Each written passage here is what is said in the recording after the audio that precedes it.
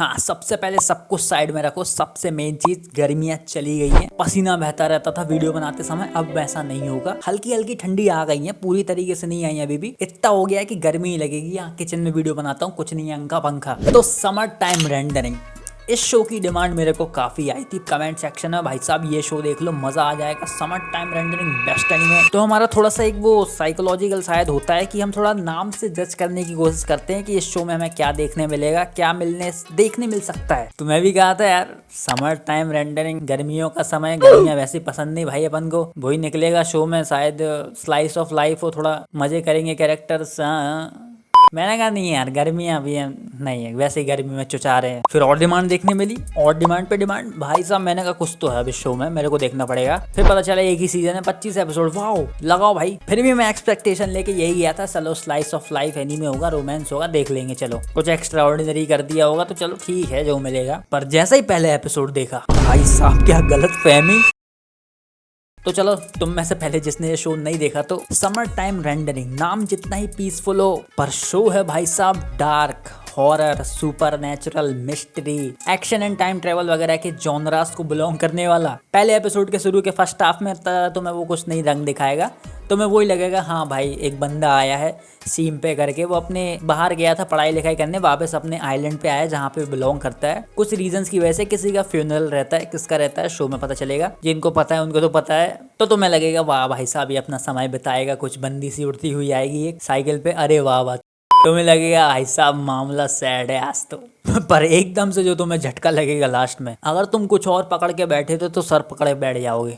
तो शो के बारे में बात करेंगे, एक्सपीरियंस वगैरह शेयर करेंगे, नो स्पॉयलर्स। अभी तक इतना सा समझ में आ गया होगा कि शो तगड़ा सा तो है। तो सबसे पहले थोड़ी इन्फॉर्मेशन इसके बारे में बेसिक, इसका सिर्फ एक सीजन है, 25 एपिसोड। यस, इसी एक सीजन में अपनी स्टोरी को कंक्लूड कर लेता है, तो दूसरे सीजन का वेट नहीं करना पड़ेगा। बैठे हैं भाई साहब, आ रहा है नहीं आ रहा है क्या है, तड़प रहे बैठ के बंदे, नो वेटिंग, पूरी स्टोरी खत्म करो शुरू से अंत तक। और अभी तुम्हारे मन में इनोसके की तरह उछलता हुआ कूदता हुआ सवाल आएगा पागलों की तरह, एंडिंग कैसी है, क्या होता है एंडिंग में, डिसअपॉइंटिंग? तो भैया नहीं, डिसअपॉइंटिंग नहीं है, बढ़िया एंडिंग है, सेटिस्फैक्ट्री एंडिंग है। कुछ शोज होते हैं जो काफी डिसअपॉइंट कर देते हैं लोगों को एंडिंग में, पर सॉरी।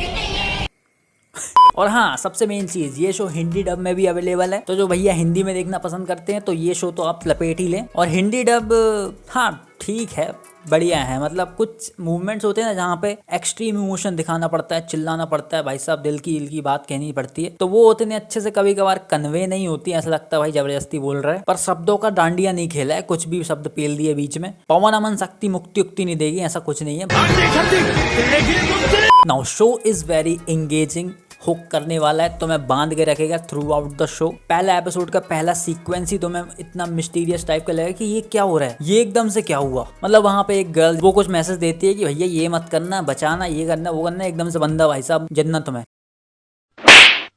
तो उसको उतना समझ में नहीं आता, उतना फोकस नहीं करता, वो निकल जाता है अपने जहाँ पे उसको जाना है घर पे। बट तुम्हारे माइंड में रहती है कि क्या क्या हो रहा था ये। तो कुछ चीजें थोड़ी देर तक नॉर्मल चलती है, फिर भाई साहब अपना शो मिस्ट्रीज पे मिस्ट्रीज फेंकना चालू करता है इस दुनिया के बारे में, इस आइलैंड के बारे में, बेसिकली यहाँ पे क्या हो रहा है। एंड हर एक एपिसोड ऐसे क्लिफ हैंगर पे खत्म हो गई, तुम अगला एपिसोड तुरंत ही चालू कर लोगे जब तक खत्म नहीं हो जाता शो। और थ्रू आउट द शो तुम्हें डराने वाली खतरनाक एक सी एक मिस्ट्रीज देखने मिलेंगी। कुछ सुपर नेचुरल एलिमेंट्स हैं, लाइक मान सकते हो तुम घोस्ट टाइप की चीजें भी हैं, वैसे तो शैडो वैडो बोलते हैं, काफी अलग है, मतलब काइंड ऑफ तुम मान सकते हो घोस्ट वोस्ट भूत भात देखने मिलेंगे तुम्हें। थोड़े टाइम बाद कुछ बहुत ही ज्यादा ओवर पावर्ड बंदे देखने मिल जाएंगे, उसमें तो तुम्हारा होश उड़ जाएगा, भाई साहब क्या हो रहा है। अब तो ये टाइम ट्रेवलिंग वगैरह भी चालू हो जाएगी भाई साहब, और ये सब एक आइलैंड पे हो रहा होता है, तो और ज्यादा फटती है हमारे मेन कैरेक्टर वगैरह की भी, हमारी भी। कहाँ जाओगे बच के? तो फिर अपना मेन कैरेक्टर एंड हम वहां पे समझने की कोशिश करते हैं कि भाई चल क्या रहा है यहाँ पे, टाइम ट्रेवलिंग हो रहा है, कैसे हो रहा है, ये साए जिसको शैडोज बोलते हैं, ये क्या चीज है, इनका मकसद क्या है,